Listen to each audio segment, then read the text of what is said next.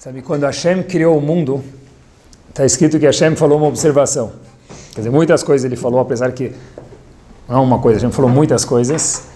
E, by the way, o mundo foi criado através do que Hashem falou.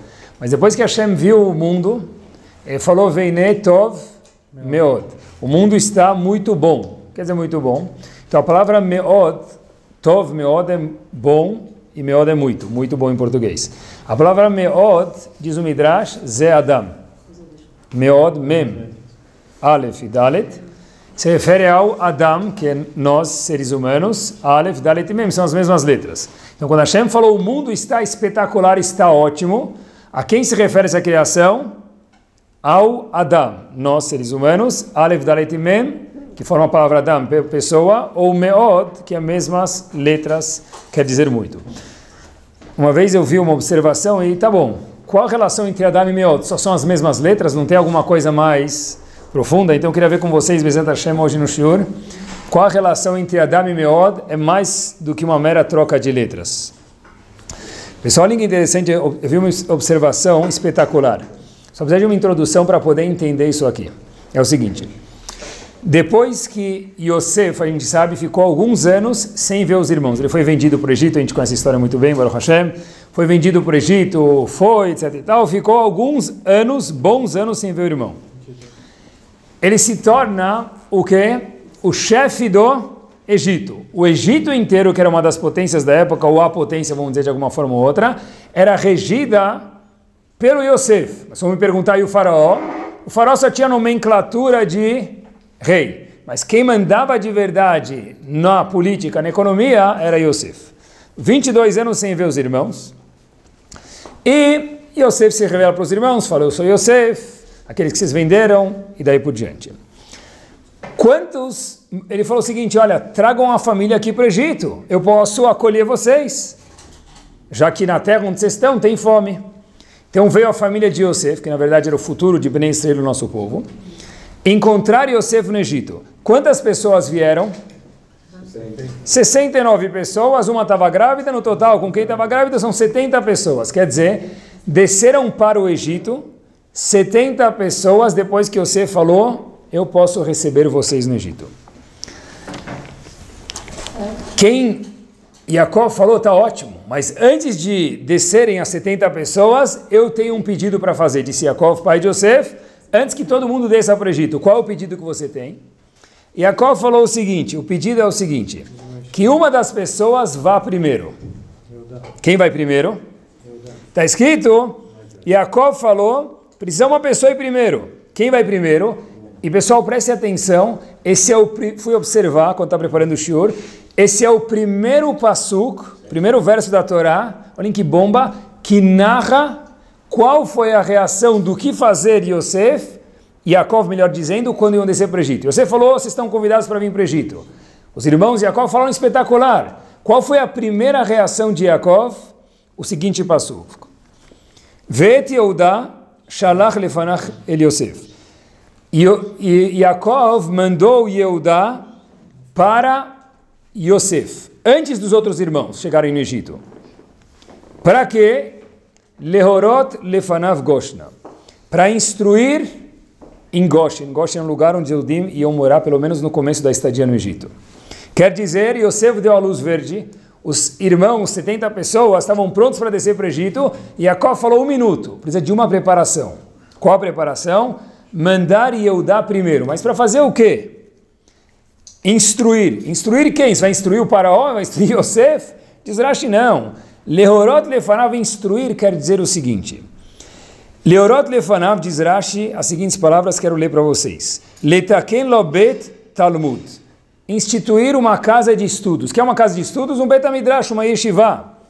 Shemisham tetzeorah, que de lá vai sair o quê? De lá vai sair a instrução para o povo. Quer dizer, qual foi o primeiro passo que Yosef, quando convidou os irmãos, deu a luz verde para Yaakov? Qual foi o primeiro passo que Yaakov fez? Yaakov falou, eu vou mandar um filho meu primeiro, para instruir. Instruir quem? Diz Rashi, abrir um Bet HaMidrash. O primeiro passo que ele foi fazer no Egito, queridos, era abrir um Bet HaMidrash no Egito. Obviamente, quem ia estudar no Bet HaMidrash? os filhos e netos de Yosef. Agora, talvez alguns já conheciam isso. Quem foi então o filho que foi abrir o Betamidrash? Yehuda. Só vi uma observação bomba que eu nunca tinha visto, nunca tinha pensado. E dá vergonha, às vezes, quando a gente vê uma coisa na Torá tão óbvia que a gente nunca pensou. Olha que interessante. Yaakov entendeu que a coisa mais importante era abrir um Betamidrash, porque sem isso o povo não pode ficar lá. Mas você falou, vou te dar comida. Não, presta atenção. Junto com a comida, se não tem um Betamidrash, Yaakov, que o terceiro patriarca entendeu, sem Torá o nosso povo está em perigo. Tá bom, mas quem ele mandou? Quem ele mandou? Yehuda. Pessoal, para um segundinho e tenta ler a Torá de verdade. Se fosse eu e Yaakov, se fôssemos nós e Yaakov por um minutinho, a gente possa pensar assim, eu mandaria Levi. Porque presta atenção, quem representa a Torá a todos os momentos no Egito e no deserto e chegando em Israel? Os Leviim. Olhem que interessante, os Leviim foram a única tribo que não foi escravizada durante os 210 anos no Egito. By the way, entre parênteses, Moshe e Aharon, toda a história no Egito, eles entram falar com Paró e saem.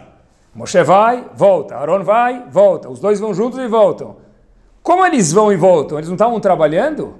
Como é que eles tinham passe livre? A resposta é porque a tribo de Levi não foi escravizada. Porque era a única tribo que estava completamente devota à Torá e o Paró teve medo de escravizar aquela tribo. Então presta atenção. Se eu quero abrir um Betamidrash no Egito, e tem uma tribo que sempre foi o símbolo, a bandeira da Torá, que são os Leviim, se eu fosse Yaakov, quem eu mandaria? O Leviim. Olha que bomba! Quem Yaakov mandou? Yehuda. Já tinha lido esse Rashi algumas vezes e nunca tínhamos percebido essa pergunta. Por isso que a Torá é algo nada mais, nada menos do que espetacular e infinito. Por que foi Yehuda e não Levi? Tem um livro chamado Shemen Atov. Ele traz a seguinte observação. Rav Weinberger, que escreveu esse livro, ele traz a seguinte observação nesse livro Shemen Atov. Ele fala o seguinte: os Leviim representavam a Torá, o conhecimento da Torá e o estudo da Torá. Mas Yaakov estava ensinando uma lição bomba, e a Torá está contando para a gente, por isso que a gente lê isso todo ano na Parashá, é o seguinte: para instituir Torá no mundo, não é suficiente que hajam pessoas que estudem os Leviim, no caso. Eu preciso de quem? Yehuda. Que qualidade que é ressaltada pela Torá que Yehuda tinha, mais do que todos os outros irmãos, obviamente sem desmerecer os Leviim, mas a Torá fala que Yehuda tinha uma qualidade maior que ninguém mais dos irmãos tinham. Qual é a qualidade? Yehuda era chamado Gibor, valente. O nome de uma das parashiot é Vaigash. O que é Vaigash? Vaigash, Yehuda. Yehuda chegou junto do Paró e falou: olha, Paró, acabou a brincadeira. Por que você está prendendo a gente aqui? Todos os irmãos estavam com medo do faraó, como é o normal. Vaigash elav Yehuda. E Yehuda foi enfrentar o faraó. A gente vê de Yehuda, diz o livro Shemen Atov, que ele tinha essa midá, essa virtude, essas características do quê? De ser valente, de ser corajoso. O que a gente chama de Mesirut Nefesh, devoção em hebraico. Os Leviim eram importantes, sem desmerecer, mas a gente não vê essa qualidade neles. Yaakov falou o seguinte: para que hajam pessoas que vão estabelecer a Torá, eu preciso de uma qualidade. Quem vai descer para o Egito, não quem vai estudar. Quem vai estudar vai ser o aluno da escola. Quem vai instituir a escola, estabelecer a escola vai ser Yehuda, porque Yehuda define Gvurá. Gvurá, força, Mesirut Nefesh, devoção, contrário da preguiça. Por isso que foi Yehuda, não os Levi. Olha que interessante para a gente ver quanto esforço ele é importante dentro da Torá, não só de instituir uma yeshiva, de instituir uma escola, de instituir 210 anos que vai nascer, florescer os Yehudim no Egito. O Rav de Bardichev tem uma observação sobre uma coisa que Chachamim contam para a gente. A gente conhece a história de Rabi Akiva. Rabi Akiva, quando começou a estudar a Torá? 40 anos de idade. Até 40 anos de idade, Rabi Akiva não sabia o quê? Aleph com Kamatz fica A. Bet com Kamatz fica Ba. Rabi Akiva não sabia Aleph, Bet até os 40 anos de idade, como a história nos conta. Depois Rabi Akiva veio um dos mestres do Talmud. Conta o Rahamim para a gente que Moshe Rabbeinu, o que acontece com ele? Ele vê o futuro de todas as gerações, inclusive Rabi Akiva que viveu depois de Moshe Rabbeinu. Moshe Rabbeinu coloca um tipo de, permita, um iPhone 7, que deve estar no caminho já para você ver o futuro, não deve estar longe, tá bom? Moshe Rabbeinu coloca aí um Google Glass e ele consegue ver que no futuro vai existir um ser humano chamado Rabi Akiva. E vocês sabem que no Sefer Torah, algumas letras têm 3 coroinhas. Se vocês abrem o Sefer Torah, as letras que compõem a palavra Sha'atnez, Gimel e Tzadik, essas letras no Sefer Torah têm algumas coroinhas. Parecem umas espadinhas em cima da letra. Moshe Rabbeinu começou a ler essas letras e as coroas, e Moshe Rabbeinu não conseguiu compreender o porquê dessas letras terem essas coroas, essas espadinhas em cima das letras. E ele olhou Rabi Akiva nas futuras gerações. E de repente ele viu Rabi Akiva fazendo drashot sobre essas letras. Olha, a razão que essa letra tem essa coroa em cima é por essa razão, e aquela outra, Moshe Rabbeinu começou a sentir mal. Falou, como assim? Eu estou dando a Torá para o povo, e eu não entendo as coroas em cima de algumas letras que mencionei para vocês no Sefer Torah. E Rabi Akiva vai vir depois, ele entende? Assim conta para a gente Rahamim. A pergunta é, que Rav de Barditche faz, de fato, como Rabi Akiva entendeu algo que Moshe Rabbeinu não entendeu? Como é possível que Moshe Rabbeinu, que deu a Torá para a gente, ele é chamado, Rabi Akiva é chamado Rav Akiva, não é Rabbeinu Akiva, apesar de ser um grande Talmid Chacham, que inúmeras páginas no Talmud aparece o nome dele, mas ele é Rabi Akiva. Moshe não é chamado Rebbe Moshe, Moshe Rabbeinu, Moshe Rabbeinu, ele é o Rav de todo mundo. Como é que é possível que Moshe deu a Torá para a gente e ele não entendeu coisas que Rabi Akiva entendeu? Diz o Rebbe de Barditche o seguinte: uma pessoa pode ser muito esforçada. Uma pessoa pode, num caso, talvez adaptando as palavras dele, ser um gênio. Ele pode olhar uma página de Gemara, uma Mishnah, um Rashi, memória fotográfica e não esquecer isso nunca mais. Mas tem outra pessoa, aquela pessoa que precisa ler o Rashi 25 vezes para entender o que o Rashi falou, e mais 25 para conseguir memorizar o Rashi. Para ler o Gemara, precisa fazer Hazará não 3 vezes, 30 vezes. Tá bom? Quem vai ter mais prazer de estudar aquela mesma folha do Talmud? O gênio ou aquela pessoa que tinha cabeça de melancia, cabeça dura como mais ninguém? Se esforçou. Aquele que se esforçou, que batalhou, vai demorar muito mais para entender. Provavelmente vai fazer menos quantidade, mas vai entender muito mais a fundo, muito melhor do que aquela pessoa que entendeu de primeira vez. Nós não somos ninguém para comparar Moshe Rabbeinu com Rabi Akiva e vice-versa. A gente só está analisando o Midrash, explicando as palavras do Rav de Barditche. O Barditche fala o seguinte, pessoal: as coroas da Torá representam a beleza da Torá. Porque uma coroa, aquelas letras que tem uma coroa em cima, representam a beleza da Torá. Rabi Akiva entendeu coisas que Moshe Rabbeinu não entendeu. Por quê? Porque Rabi Akiva começou a estudar a Torá com 40 anos. Imagina o esforço de um homem sentar no mini maternal com crianças, onde a perna dele não entra na carteira, para aprender Alef com Kamatz fica A. Letra Bet, letra Yud, letra Ta forma a palavra Bait. E agora eu não sei o que é Bait. Bait quer dizer casa. Treine isso durante um mês para ver se você aprende Alef Bet. Quando todo mundo estava fazendo raiz quadrada, Rabi Akiva mal sabia somar. Moshe Rabbeinu, sem lo aleno desmerecer nada, ganhou em parte a Torá de presente. Rabi Akiva teve que suar a camisa para conseguir adquirir a Torá. Por isso disse o Barditche Verav o seguinte: como que Moshe Rabbeinu não entendeu coisas que Rabi Akiva entendeu? Porque Rabi Akiva teve que suar a camisa. E quando alguém soa de verdade, ele aprecia, ele entende muito melhor coisas que inclusive uma pessoa que é gênia ou que era perfeita, como é o caso de Moshe Rabbeinu, não conseguiu entender. O esforço, como a gente viu em Yehudá, que estabeleceu a casa de estudos em Goshen, não foi Levi, porque é o esforço de Yehudá, é a coragem, a audácia de Yehudá, que Yaakov entendeu que precisava estabelecer um Beit HaMidrash no Egito, foi o esforço de Rabi Akiva fez ele ver coisas, se o Midrash não contasse, teria medo de falar isso, que nem Moshe Rabbeinu não conseguiu ver. Pessoal, o esforço traz luz. Não só nas cataratas do Iguaçu, que quando a água se esforça, ela vira turbina e faz com que nós tenhamos luz em grande parte do Brasil. Mas, olha que interessante, mesmo fisicamente, o esforço na pessoa, a Mesirut Nefesh, a devoção, traz luz. Qual é um dos momentos, ou talvez seja o maior momento, de maior esforço que a mulher tem na vida dela? Da luz. E como o próprio nome diz, ela deu a luz. Pessoal, que interessante, o momento de maior esforço que uma pessoa tem na vida dele, o maior esforço que tem. Poxa vida, é difícil demais, eu não aguento mais as contrações. Diz a Gemara que se uma mulher no meio do parto, a Masechet Nedarim está escrito o seguinte, fala o seguinte, eu não vou mais ter filhos. Ela faz um neder, uma promessa, tenho muita dor, muito esforço, eu não vou mais ter filhos.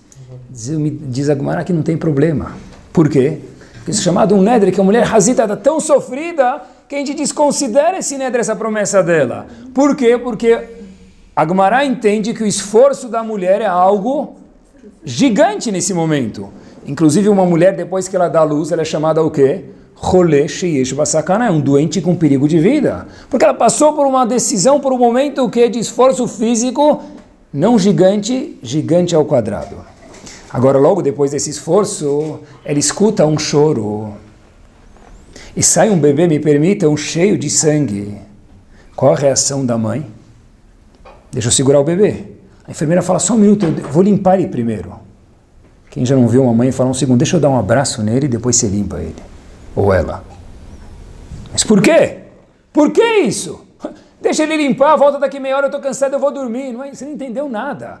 Porque você que não está dando a luz, você pensa assim, eu, mulher, dando a luz, o que falo? No momento do esforço, poxa, eu produzi tanto, agora eu quero curtir isso aqui. Isso foi Rabi Akiva. Rabi Akiva teve que, no português, claro, ralar, se esforçar tanto, que ele conseguiu ver uma luz que Moshe Rabbeinu não conseguiu ver. Uma mulher, quando dá luz, ela se esforça tanto que ela consegue sentir um prazer quando o bebê senta no colo dele. O momento mais espiritual, talvez, que está no mundo, que nenhum homem, marido, consegue entender. É meu filho! Mas você não se esforçou para dar luz para aquele menino ou para aquela menina. Ela se esforçou, ela sente isso. Uma vez um jovem veio por a vovó de Yosef Zichron Libraha e fez aquela famosa pergunta para ele. Rav,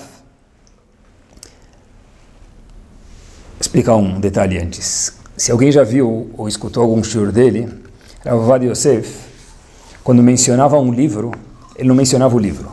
Mencionava o livro e a página. Muitas vezes falava o livro, a página, que linha da página estava aquela citação que ele ia mencionar no shiur. Agora dá para explicar o que eu quero falar para vocês. Uma vez um aluno chegou para ele e falou, Rav, eu queria saber como eu faço para lembrar meu estudo. Eu sei que Rav de Yosef só tem um. Mas a gente quer almejar alguma coisa maior, como é que eu faço para lembrar o estudo? Rav Vaida falou para ele, abre por favor Masechet Baba Kama, próxima Masechet da Filme. Tá bom? Que página? Rav Vaida falou, abre na página Ein Zain Amud Aleph, página 77a. Essa página é a alegria do Daf Yomi, porque a página inteira tem 1,5 linha de um dos lados da página. Quer dizer, o Daf Yomi passa rápido naquele dia. Então, o aluno começou a olhar, estava com vergonha, mas falou para o Rav, desculpa, com todo respeito ao senhor, mas 1,5 linha eu consigo também decorar. Essa não foi minha pergunta. Minha pergunta é, quando eu vejo o shiur do senhor, é uma citação atrás da outra. 1,5 linha dessa página do Talmud, que normalmente tem 70, 80 linhas, eu consigo decorar 1,5 linha. A minha pergunta são as outras páginas. São os outros textos que o senhor traz citação. A Ovadia falou para ele, calma, porque essa página tem 1,5 linha, quem já viu da Gemara? Porque o Tosfot, que é o comentarista da Gemara, é gigante. O primeiro nem tanto, o segundo é gigante. A Ovadia você falou para ele, Habib, coloca o dedo aí no segundo Tosfot, que ele preenche quase toda a página. E acompanhe comigo. Ele apertou play e palavra por palavra, do início do Tosfot ao fim, a Ovadia falou o Tosfot inteiro de cor. Aí o menino falou, Rav, é nóis, vai Corinthians. Essa é a minha pergunta. Como o senhor conseguiu fazer isso? A Ravada falou para ele, boa pergunta. Eu estudei esse Tosfot, depois de entender ele, 200 vezes. Eu entendi o Tosfot, depois de entender esse Tosfot, eu me esforcei dele quantas vezes? Miten, 200 vezes. Pessoal, se a gente pegasse um shiur, quem escutou faz 2 semanas, a gente mal lembra o tema, e alguém dá pra gente, eu falo, escuta ele de novo. De novo mesmo o shiur? Eu escutei ele faz 2 semanas. Você lembra o assunto? Eu nem lembro que eu comi ontem de almoço, eu não lembro do assunto. Por que você não escuta de novo? De novo mesmo o shiur? A gente quer sempre novidade. Por um lado é bom, por outro lado mais ou menos. Porque quando tem sempre novidade, tem pouco esforço. Você falou, olha, se você quiser, não sei se vai ser igual a mim, vai ser melhor do que eu. Difícil. Mas eu estudei aquele Tosfot 200 vezes. Eu me esforcei.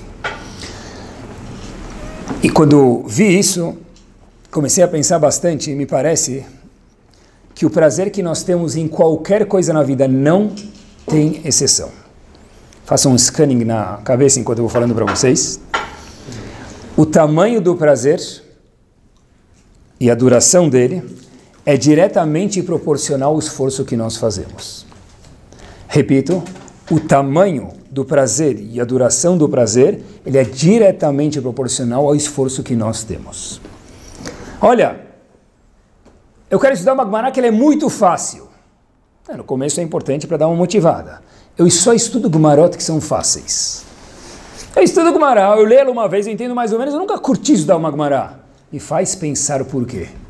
A resposta é simples. Porque quanto mais você investe, mais você curte. Quanto menos você investe, menos você curte. Como tudo na vida é assim. A bicicleta que a gente ganhou de presente no Bar Mitzvah, que é o famoso exemplo. Uau, legal, obrigado. A gente agradece 200 vezes. Depois de 2 semanas ela já está enferrujada. Lá embaixo eu nem sei se está com cadeado aberto ou fechado. Agora, se eu trabalhei para comprar aquela minha primeira bicicleta, pode ser até motorizada hoje em dia, tá bom? O prazer vai ser muito maior. Por quê? Porque quanto mais a gente se esforça, mais a gente curte alguma coisa. Qual é o maior prazer? Tá, a gente falou do parto agora para as mulheres, mas para os homens também. Qual é o maior prazer que existe no mundo? Qual é o momento que a gente fala, uau, um filho na roupa? Por que é um prazer tão grande? Se alguém te emprestar o filho e falar, olha, você vai com ele na loja, compra um terno para ele, leva ele na roupa para mim que eu não vou poder vir para o casamento. Você leva ele na roupa. Você até anda assim, sorrindo na foto, não fez nada, não pagou nada, vai sorrir. Fala com o Baruch, quanto você vai curtir o casamento? 3, 4 unidades? Se você for a mãe ou o pai do noivo, mesmo que você não desfilar, estiver sentado lá atrás, você vai ter 11 unidades de prazer de 0 a 10. Por quê? Sabe quantas vezes eu levei meu filho para a escola e voltei? Sabe quantas reuniões eu já fui da classe dele? Sabe quantas vezes eu levei ele ou ela no balé, Tai Chi Chuan? Sabe quantas vezes, quantos cursos eu fiz? Quantas vezes eu voltei no meio do feriado para trazer ele da casa do amigo, para levar no bar mitzvah, trazer de um bat mitzvah? Tudo isso amontoado é chamado esforço. Quanto maior o esforço, maior o prazer que nós temos. Obviamente, se o filho der muito trabalho, então o esforço vai ser maior ainda, né? Se deu muito hoje na escola, muita dor de cabeça, então o esforço vai ser maior. O prazer é maior, sempre assim na vida. Isso me lembra a história de um jovem, o nome dele é Levi, não falou sobrenome, mas a história é verdadeira. Estava com dificuldades nos estudos. Ele não sabia com quem contar, estava com vergonha, sabe, todo adolescente, adolescência eu costumo dizer que hoje vai dos 6 aos 66 anos de idade, tá bom? Mas esse jovem Levi estava com 16 anos de idade, morava em Israel, ele estava com vergonha de contar para os outros que ele estava estudando, mas não estava entendendo quase nada. Sabe que os jovens têm aquela tmimut, ingenuidade. Ele uma vez escutou, falou que tem um grande sábio que mora em Ponovitch, na Yeshiva, chamado Rav Shach. Vou perguntar para ele, entrou na fila das pessoas, no momento que Rav Shach recebia pessoas todo dia, ficou lá na fila, esperou, tomou aquele chá de cadeira, esperou um tempão na sala de espera, chegou a vez dele de entrar. Ele entra, pediu um conselho, sempre falando do Rav Shach, eu vou entrar e perguntar para ele. Ele chega e ele vê aquele grande Talmid Chacham, e o Rav Shach dá a mão para ele e fala, Habibi, que eu posso te ajudar? O que tem de errado? Você veio aqui, eu posso te ajudar com alguma coisa? Aí ele fala, olha, Rav, com lágrimas nos olhos, eu estou estudando, mas está difícil. Está difícil o meu estudo, Rav. E Rav Shach vê ele chorando, e Rav Shach começa a chorar junto. Rav Shach pega o chá, ele estava pronto para tomar, em vez de colocar açúcar, ele estava acostumado a colocar mel. Ele olha, e o menino olhando, fala, poxa, eu estou falando com ele, vai tomar um chá agora? Bom, o Rav Shach pega o mel, despeja um pouquinho, começa a fazer aquele barulho da colher batendo na taça, enquanto ele vai misturando o mel no chá. E Rav Shach fala para ele, nada é por acaso, meu querido. Nem um chá com mel não é por acaso. Diz o menino, mas como assim, Rav? Você já viu uma abelha? Querendo dormir, tem aquela abelha perto, e ela aparece nas melhores horas possíveis, né? Fala, sim, já vi, Rav. Falei, o barulho? O menino disse, o barulho é irritante demais. A Shach falou para ele, porque o barulho é irritante, a picada dói, por isso que o mel dela é muito gostoso. Se está difícil e você não desistir, você vai chegar no momento e vai ter o prazer. E esse prazer ninguém nunca mais tira de você. Porque o esforço traz prazer. A dor de parto traz um bebê. O esforço de um hinur traz um prazer na hora da roupa, na hora do casamento. Outro dia, as pessoas sabem que eu sou sedento por boas informações. Então faz já mais, talvez 1 ano e meio, uma das minhas sobrinhas me mandou uma foto de um cubo mágico. Sabe aqueles cubos mágicos? Na nossa época está na moda, voltou um pouco a moda agora. Tem que deixar tudo da mesma cor. Quando você acha que uma cor está ficando boa, a do lado fica errada, né? Então tem que deixar tudo da mesma cor. Então aquele cubo mágico estava todo desorganizado e tinha um pincel do lado com uma frase em hebraico. Tamid yesh derech kala beyoter. Sempre na vida tem um jeito mais fácil. Se você quer o cubo mágico com as cores certas, você pega o pincel, em vez de organizar, ele pinta aqui de vermelho, lá de verde, lá de amarelo, lá de roxo, e você resolve o cubo mágico. Bem-vindos ao século XXI. Nas palavras da tecnologia, é Ctrl-V, Ctrl-C. Copy, paste. Eu preciso fazer algum trabalho na escola? Peraí, Ctrl-C, Ctrl-V. Ah, mas tem um site que checa se você colou, se você copiou.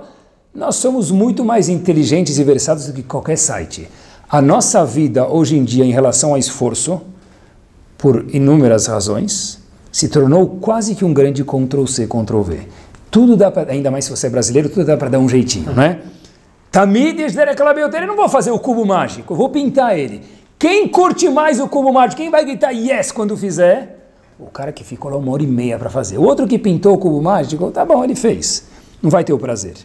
É por isso que a escassez de prazer nessa geração é muito maior do que na geração passada, possivelmente. Por quê? Porque é tudo tão fácil hoje, quanto mais fácil, menos prazer tem. Se a Gemara está difícil, eu abro uma Gemara com tradução. Se está difícil, eu pulo a Gemara.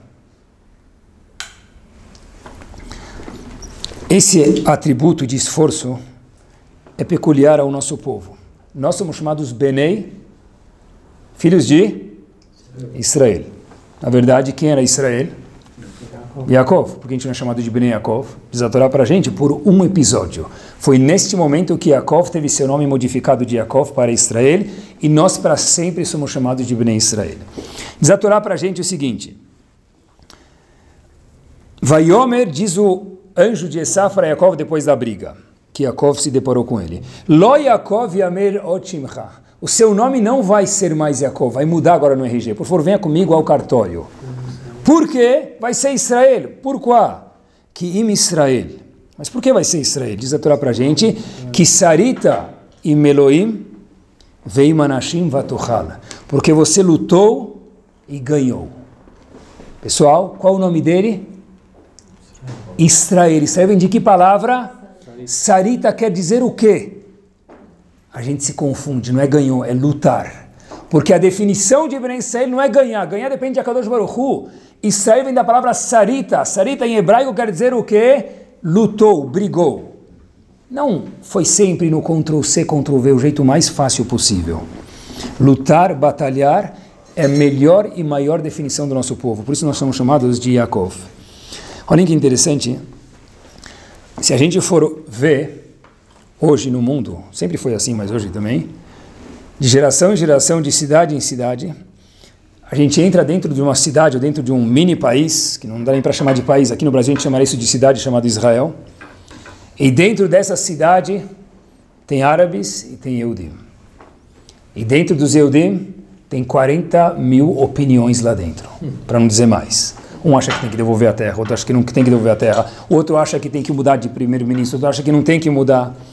E cada kippah de cor representa uma ideia e uma opinião, e não, às vezes concorda, às vezes não. Na política é todo mundo gigante, é todo mundo gadolador na política, todo mundo entende tudo. Naquele país tão pequeno, quantas ideias já dá para conter? O que tem no Brasil inteiro, lá tem mais.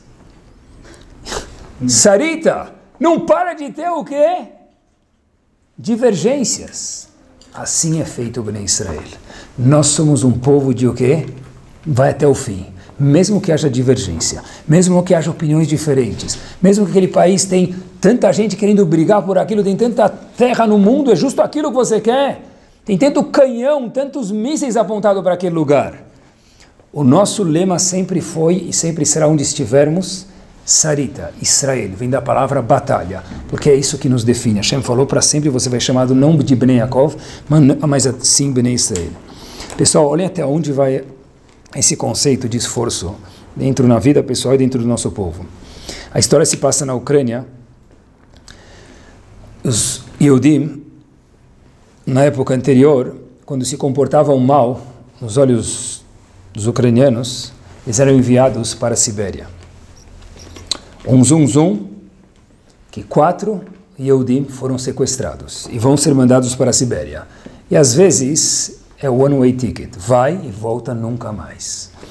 Então, viram aquelas pessoas passando, sendo puxadas pelos guardas, cara machucada, roupa rasgada, davam para ver os 4 de longe, não conseguiam reconhecer quem eram.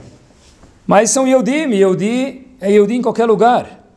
As pessoas se juntaram e falaram para o Rav, a gente precisa de ajuda para fazer Pidyon Shvuim. A gente sabe se a gente conseguir um dinheiro bom, a gente consegue um jeito de cancelar esse decreto e pegar as 4 pessoas de volta. O Rav falou, claro, vamos ajudar. O Rav ligou para algumas pessoas, tentou se mexer, as pessoas se mexeram e começaram a arrecadar dinheiro. Em poucos dias, quase toda a soma estava pronta. Faltava ainda uma pequena parte, e sem aquela pequena parte não dava para fazer nada. Era ou tudo ou nada. De repente o Rav se dirige para as pessoas que estavam arrecadando fundos e falou para eles o seguinte, não arrecadem mais nenhum centavo para esses 4. As pessoas falaram, mas a gente chegou já até quase aqui, a bola está no gol, é só encostar que o gol entra, nadou, morreu na praia, por quê? O Rav não arrecade mais nenhum centavo. Pararam de arrecadar, falaram que não iam ajudar essas 4 pessoas. Os policiais falaram, olha, a gente vai matar eles. Falaram, a gente não vai ajudar. Felizmente o Rav não deixou. As 4 pessoas foram abandonadas, liberadas depois de um tempo, e viram que os 4 não eram Yehudim, não passava de uma farsa. Bonita história. Perguntaram para o Rav, Naviata, você é um Navi? Ele falou, não, Navi, velo ben Navi, eu não sou nem profeta, nem filho de profeta. Ele falou, Menuel Laoen, você sabe que isso é verdade. Disse esse Rav o seguinte, olha, eu vi que no começo estava difícil, mas teve um momento que todo mundo queria participar da mitzvah. Ninguém nem pediu recibo, ninguém perguntou se era a nota fiscal paulista, estava fácil. Olha, a gente precisa de 100 mil, amanhã está depositado na sua conta, não em 3 vezes, eu vou te ajudar com prazer, eu te dou 101 se você quiser. O Rav falou o seguinte, tem uma regra na nossa Torá Kedoshá, quanto maior a mitzvah, maior o Yetzer Hara, maior a dificuldade. Eu vi aqui, quase no fim da história, que a mitzvah está ficando muito fácil. Se está muito fácil é porque mitzvah isso aqui nem é. Então eu não sou Navi, só sei a regra, e a regra se provou ser verdadeira. Quer dizer o seguinte, pessoal, sempre que não tem Yetzer Hara é suspeito. A escola está no vermelho. Espera aí, se não tiver no vermelho não é escola judaica. E se tiver sempre bem, tem que suspeitar. Se ninguém nunca precisa ajudar, está tudo andando fácil, sobe na prancha, surfa a onda e não cai até chegar na beirada e tirar 10 na prova, presta atenção, tem alguma coisa errada aí. Por quê? Qualquer mitzvah que não tem esforço, não tem etc., não tem empenho, não é mitzvah, a tal ponto que pode abandonar que a gente nem vai É uma farsa aqueles 4. De verdade foi uma farsa. Algo para se refletir. Sabe que tem a gente vive num mundo tudo tão fácil, pessoal, só apertar o botão send. Onde a gente foi parar? Eu vi uma notícia, na Alemanha, depois se procurem no Google, colocaram semáforos no chão. Eu já nunca vi tanta tecnologia. Semáforo em cima, a via laser, o semáforo que dança, que canta, pode ser, mas semáforos no chão. Procurem depois no Google. Por quê? Porque os pedestres, não podem tirar os olhos do celular. Estão ocupados. Porque se não conseguir passar de fase no próximo joguinho, vai perder o negócio, né? Eu preciso responder 36 e-mails. Tem alguém agora me chamando que ele vai mandar um novo LinkedIn. Eu preciso saber o que está acontecendo cada segundo. Talvez o Bush vai me ligar. Eu não sei, Obama, não sei quem vai me ligar. Então a pessoa não solta o celular. O que aconteceu? Aconteceu um acidente em Munique. A pessoa estava tão envolvida, no celular, que ele foi atropelado. Então, falaram os Chachamim, vamos colocar semáforo no chão, para consertar a ignorância da tecnologia naquele caso. Pessoal, olha onde a gente chega, pessoal. Nós chegamos num momento que não é... Eu nunca entendi. Eu escutei uma vez uma história do Rav Shach, que uma vez o Rav Shach estava andando, pensando em Torá, ele bateu no poste, olhou para o poste e falou desculpa e continuou andando. Eu nunca entendi isso, até pouco tempo atrás. Agora eu já entendo perfeitamente. Rav Shach Leavdil estava envolvido na Torá, ele andava. Hoje em dia a gente está envolvido naquela coisa pequenininha chamada celular. Não é difícil você andar, desçam na rua, observem, das 10 pessoas que passam, 9 pelo menos estão texting. Para quem? Quando? É muita coisa para resolver. Pessoal, nós vemos numa geração que cada vez tem que ficar tudo mais fácil, mais agradável. É bom por um lado, horrível pelo outro. Se eu não consigo me esforçar para nada, o índice de prazer que eu terei, meus filhos terão, ou quem for no mundo vai ter, ele é diretamente proporcional ao esforço que eu faço. Porque isso é importante, porque já que a gente vive no século 21, então a Torá também é vista desse jeito. Se você, no mundo do Kiruv, onde for, se você quer apresentar a Torá para alguém, o que você mostra para ele? Vem comer na minha casa Shabbat, veja a beleza do Shabbat, veja como o Shabbat é gostoso. Todo mundo sem aquela coisa ligada, todo mundo um com o outro. Poxa vida, vê como o Sukkot é gostoso. Vê como... matzah nem sempre, às vezes dá certo. Mas tá bom, outras coisas, tá? Procura momentos gostosos e convida a pessoa. E aí você fala, mostra um filminho, mostra um shiur, uma palestra, uma gemátria, mostra a mesa de Shabbat. Bem-vindo ao judaísmo, isso é o judaísmo. Permitam, parte sim e parte não. Porque no judaísmo também tem Tisha B'Av. No judaísmo também tem Alachot Nidah. No judaísmo também tem Alachot Kashrut. É o mesmo judaísmo. Eu posso mostrar só a parte boa? No começo sim. Mas como tudo na vida, eu só faço as partes fáceis da Torá. Por isso que é difícil você apreciar a Torá. Porque para apreciar alguma coisa tem que ter esforço. E quanto mais esforço tiver, mais eu vou curtir, obviamente quando precisa ter esforço. Nós precisamos estar prontos a curtir também, a se esforçar também, pelo que a Hashem pede para a gente. Olha que interessante. As pessoas hoje, provavelmente eu não vi no século passado, quer dizer, há 100 anos atrás, mas são mais frágeis do que uma geração atrás, com certeza. Quantos livros de autoajuda tem hoje que não tinha antigamente? Quantas sessões tem de autoajuda em qualquer loja de livros que não tem antigamente? Quantos index tem no Google quando você escreve autoajuda que não tinham antigamente? Não porque não tinha Google, porque não tinha tudo isso. Por quê? Porque as pessoas são mais frágeis. Por que nós somos mais frágeis hoje, pessoal? Porque qualquer chacoalhada é turbulência. Antigamente, turbulência é quando o avião já estava 90 graus.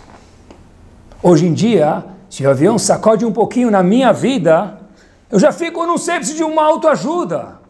Nós somos muito mais frágeis, é uma realidade. Quando a gente é muito frágil, a gente tolera muito pouca balanço, muito pouco desconforto. Então, se tem muito pouco desconforto, muito pouco esforço, na mesma proporção, será o prazer que a pessoa vai ter na vida. Olha que interessante. No Brasil, Baruch Hashem por um lado, mas por outro lado, mais ou menos. A gente está um pouco mal acostumado. Qual foi a última vez que a gente comprou um livro de Torá? Se quiser, ele que me dê de graça no Bar Mitzvah, eu não vou comprar nada. Sidur, eu não vou comprar. O cara que me dê de graça no Bar Mitzvah, eu não vou comprar Sidur. Tem kippah de graça, kippah é só cor, com foto do passarinho em cima, com designs, tem todas as cores, todos os tamanhos, todos os modelos. Eu não vou comprar kippah. Tem que ser de graça. Daqui a pouco, filhinho também não vai precisar comprar algo. Vai aparecer alguém que vai dar me convite no Bar Mitzvah, brinde, não falta muito já, para dar um brinde, filhinho de brinde. Não falta muito, não estamos muito longe. Pessoal, olhem que interessante. Olhem que interessante. Se nós acostumamos, nós próprios ou outros queridos, olha, tem campanha do tzitzit, por exemplo, não é? Você vai lá na sinagoga, tem alguém tzadik distribuindo tzitzit. Claro que a pessoa é tzadik. Mas da nossa parte, eu só visto tzitzit se é de graça, se eu não coloco. Eu não vou colocar tzitzit. Se o cara vier colocar em mim, eu faço um favor para ele. Se ele me der um livro, Leilu Nishmato, eu faço um favor de ler o livro. Eu não vou comprar um livro, não vou colocar um dinheiro no bolso para comprar o livro. Isso chama preguiça, isso chama muito passivo. Cadê o esforço de Eudá? Cadê o esforço de Eudá?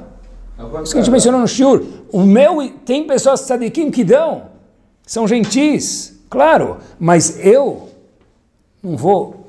Estados Unidos, se você não compra um livro, você não vai ter um livro na sua vida. Vai lá e paga, vai na loja e compra. Como tudo na vida. Você anda a pé ou anda de carro? Da onde veio o seu carro? Nós compramos. O livro devia ser a mesma coisa em algum aspecto também. Matzá, você ganha na escola.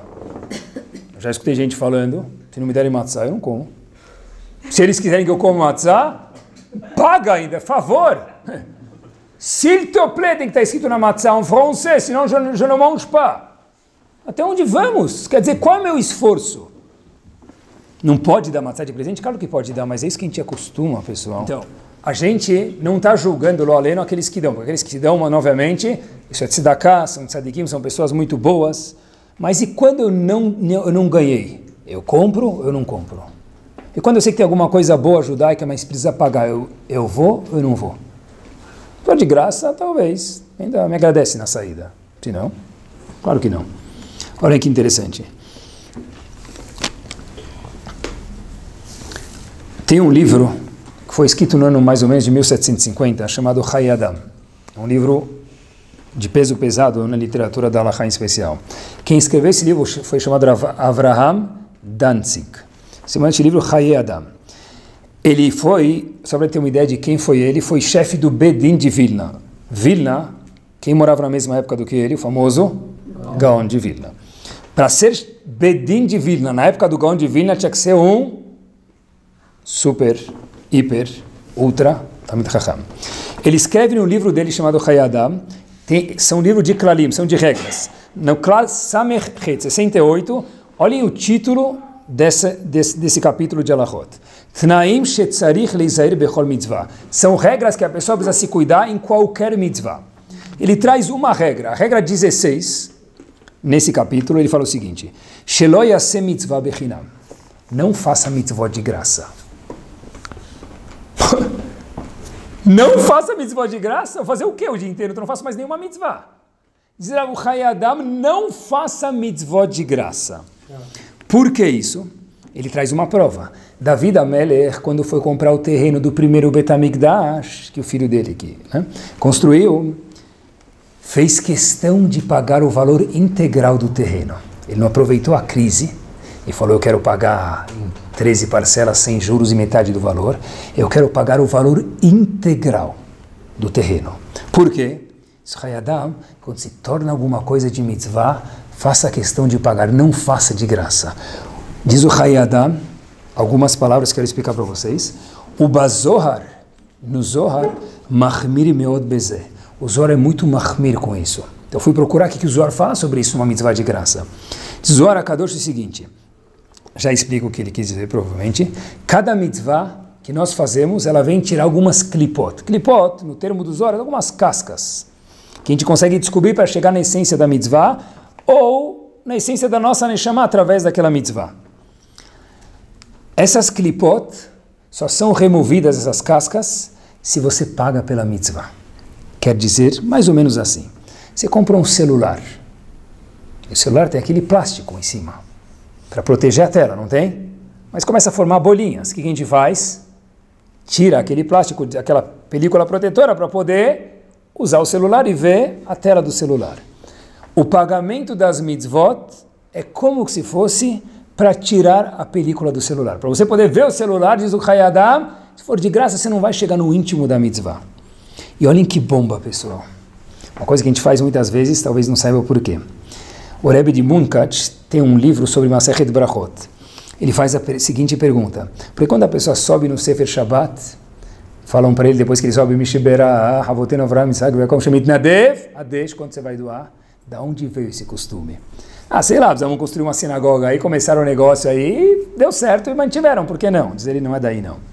Diz ele o seguinte, quando você sobe na Torá, você está fazendo uma mitzvah poderosa, no Shabbat em especial, o Lê, um dos integrantes da Parashat Shavua, da Parashat daquela semana, é uma mitzvah importantíssima. Para que a mitzvah possa valer de verdade, o que disse o Chayei Adam e o Zohar? Tem que pagar. Daí instituíram o Mishiberach.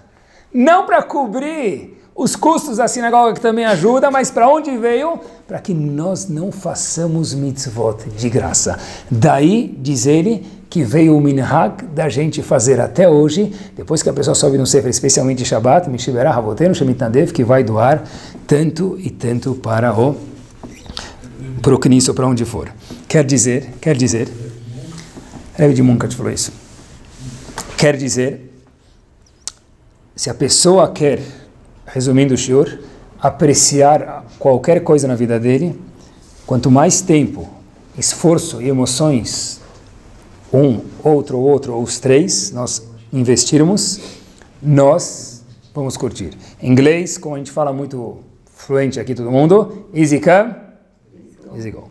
Se veio fácil, vai fácil, você não vai curtir de verdade. E, aproveitando a deixa, e com isso a gente termina, o seguinte, eu vi uma foto de um tefilim muito, muito pequeno numa revista de educação judaica americana. Fiquei achando, sabe, tem um tamanho mínimo de tefilim, mas é muito, muito pequeno. Embaixo da foto tinha uma legenda, estava escrito as seguintes palavras. Esse tefilim miniatura foi feito dessa forma para que os nazistas não o detectassem. Pessoal, essas histórias que marcam a gente. Quando a gente vai para a Polônia e a gente escuta pessoas que estavam tomando banho de sol, não chama muita atenção para a gente.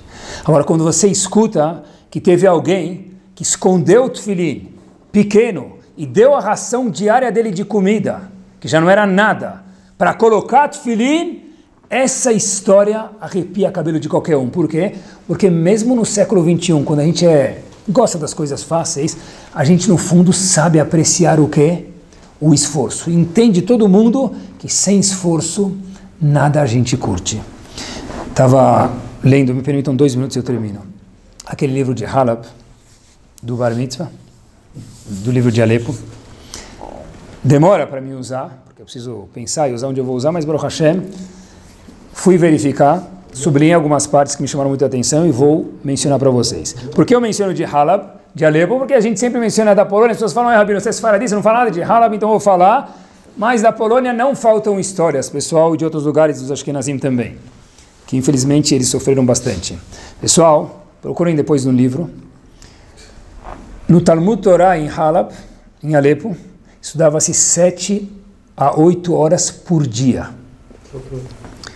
Quando tinham interrupção, somente feriados judaicos. Não tinha ponte, não tinha feriado, não tinha ano novo, não tinha ano velho, não tinha Corpus Shahwar. O que tinha? O que tinha? O único feriado que o menino tinha na escola, hoje não funciona isso, eu sei. Mas vamos tentar colocar uma máquina do tempo. O único feriado que funcionava, qual que era? Pesach, Shavuot, Sukkot, Purim, acabou, that's it. Os feriados judaicos, o resto não tem feriado. O menino ia para a escola no domingo, como se faz em Israel hoje. Shabbat, se estudava 3 horas após a refeição. Hoje em dia, se colocar um menino para almoçar e mandar ele estudar, cola o hel chunt, hayav mitah, comer o chunt tem que dormir. Estudar depois é o seder shlufen, ruhonam, vai dormir. 3 horas depois da seudá, queridos. Pessoal, copiei as palavras porque eu não estava presente, mas eu li. Seguiam o texto que o Rav estava lendo na escola, 2 horas com o dedo em cima do livro, sem poder tirar o dedo. Tirava o dedo, trach. 2 horas sem tirar o dedo. Quem? Nossos pais. Não nossos tataravós, nossos pais. Conta-se também no livro que não tinha tefilim de bar mitzvah. Muitas vezes você ganhava um tefilim usado de algum parente que trocou quando você fez bar mitzvah. Esse era o seu tefilim. Quando você fez 13 anos de idade, você abre aquele tefilim cheiroso, gostoso. Hoje, qual tefilim que se ganhava em Halab? Tefilim usado de algum parente rico que você tinha sortudo e te deu. Festa de bar mitzvah. Procurem no livro. A cerimônia era para família e poucos amigos. Poucos amigos aqui no Brasil são 1000 pessoas. Não, não é isso. Se alguns poucos amigos. Qual catering que tem? Uma bandeja de doce. Traz um refrigerante e um salgadinho e vem participar da minha festa. Esse era o bar mitzvah. Não se ganhava presentes. E depois, pior ainda, essa parte mais árdua, tinha que ir direto para a escola. Tentem reproduzir isso hoje em qualquer casa. Vai direto virar a casa mais não saudável do mundo. Por quê? Porque nós não estamos prontos para isso. Mas há uma geração atrás, para cá, olhem os Talmidei Chachamim que a geração passada produziu. São pessoas que não eram estudiosas de Torá ou rabinos no termo, sabiam Tanakh de frente para trás, de trás para frente. Conseguiam ficar 2 horas sem tirar o dedo. Hoje nem no celular a gente não fica 2 horas sem tirar o dedo. 2 horas sem tirar o dedo. Hoje o novo trend do mundo da educação é fazer aulas de 30 minutos cada. Porque aulas de 45 minutos é muito. Procurem no Oriente, hoje se aplica aulas de 30 minutos cada para tentar conter a concentração do aluno. Não 2 horas num texto que não se mexe, que não pula, que não canta, que não dança. Mas dificuldades existem hoje também nas nossas vidas. Quando dá para ser fácil, ótimo. Mas e quando tem uma dificuldade? Se tudo que eu aprendi é só fazer o fácil, quando tiver qualquer dificuldade na minha vida, qual vai ser a minha reação? Não, quando deve fazer uma baguncinha, por que não? Mas, e se meu filho fez uma bagunça e a escola fala que ele tem que ser suspenso? Qual a minha reação, pai? Brigar com a escola. Essa é a reação de um pai saudável, né? Porque o pai que já que não é saudável, ele já fala mal no grupo da escola, né? Pessoal, se o menino fez bagunça, deixa ele ter a oportunidade de receber a consequência da bagunça. Qual o problema? Porque algum dia na vida dele vai ter que receber alguma consequência. Por que não seja agora na escola? Porque eu tenho que ser o criminoso do pai ou da mãe superprotetora. Não pode fazer bagunça? Deve. Mas também deve saber as consequências. Só vai ser fácil na vida do meu filho? Eu tenho que proteger ele em tudo. Uma vez eu vi uma mãe, um pai e uma mãe, a criança, a adolescente abaixou para amarrar o sapato, os pais falaram, deixa que eu amarro para você. Deixa que eu amarro o sapato para você. Coitada da criança. Deixa a responsabilidade com ele. Impacto bomba, isso em Shalom Bait. Quantas a gente escuta casais falando, eu não sei se esse casamento é para mim. Porque não está ainda, a gente já brigou 2 vezes. Você discutiu 2 vezes? Meu amigo, está começando a diversão agora. Eu não sei se é para mim. Que é tudo mar de rosas, é papo de Sheva Brachot, meu querido. A vida na real tem divergências. Um quer que estude em tal escola, outro na outra escola, um quer gastar, outro quer economizar. Aprendam que vai ter discórdias. E daí qual o problema? Porque não deu muito certo. 2 dias, 3 dias, eu acho que eu vou no Rav pedir um get. Que ridículo. Por um lado ridículo, por outro lado esses somos nós. São histórias do nosso dia a dia. Se não é fácil, se balançar um pouquinho, eu já fico com enjoo, eu já estou pronto para pular fora da embarcação. Acho que não é para mim. Em Emuná é a mesma coisa. Olha, estou com um pouco de dificuldade em algum aspecto. Será que Hashem me abandonou? Pessoal, quantos nossos pais, me permitam a palavra, pastaram? Quantos nossos pais chegaram no Brasil com uma mão na frente e a outra atrás, às vezes nem tinham bolso para colocar a mão. Não sei se falaram, cadê Deus? Meu filho pegou segunda época, e as pessoas já falam, o que Deus fez comigo? Qual o problema? Meu amigo vai casar. Eu sempre falo que na hora do casamento ninguém pede boletim. Casou, está saudável, está feliz. Tolerar um pouquinho de desconforto faz parte da vida. É normal. E a gente perguntou, olha, disse Hashem, Veinei tov meod. Quando Hashem criou o mundo estava muito bom, estava espetacular. Meod, diz o Midrash, Ze Adam, se refere a Adam. O que Adam tem a ver com Meod? Só um trocadilho de letras, que Meod é muito e Adam é mesmo as letras? Não. O homem é capaz de muito. A melhor definição de homem é muito. É muito. Esse é o Adam, essa é a definição de Adam, não são trocadilhos de letras. O homem é muito, mas eles têm que estar prontos com uma condição. Ter desconfortos e brigar. Se só vou trabalhar no que é fácil, se eu vou estudar Gumará que é fácil, só vou ficar no casamento se for fácil, meu querido, pouco sucesso esse sujeito vai ter na vida. Que Bezat Hashem, Kadosh Baruch Hu mande facilidade para a gente, mas que a gente possa, quando tiver dificuldades, e todo mundo tem, saber encarar isso e saber que isso faz parte da vida. Que Bezat Hashem, cada um de nós aqui, Adam, encontremos o Meod que existe dentro deles.